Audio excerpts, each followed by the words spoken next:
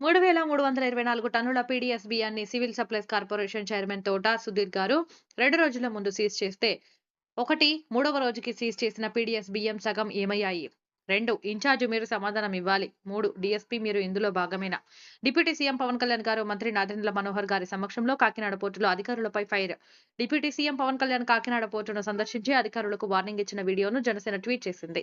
Kakinada port యంత్రాంగం మొత్తం స్మగ్లర్లకు support చేస్తుందని అందులో పవన్ అన్నారు. కఠిన చర్యలు తీసుకుంటామని ఎవరిని వదలబోమని హెచ్చరించారు. చట్టానికి ఎవరు అతిథులు కాదని స్పష్టం చేశారు. Seize the ship exclusive video అంటూ జనసేన క్యాప్షన్ పెట్టింది. రేషన్ బియ్యం వ్యాపారులను వదిలిపెట్టాం సీఎం ఏపీ. రేషన్ బియ్యాన్ని కొని విదేశాలకు అమ్ముతున్నారని సీఎం సిబిఎన్ అన్నారు. వారిని వదిలిపెట్టబోమని కఠిన చర్యలు తీసుకుంటామని స్పష్టం చేశారు. గత 5 ఏళ్లలో ఎక్కడ చూసినా మాఫియా దోపిడీనే ఉందని అంతా ప్రక్షాళన చేస్తామన్నారు. ఉచిత ఇసుక విషయంలో ఎవరు అడ్డొచ్చినా ఊరుకోనని తేల్చి చెప్పారు.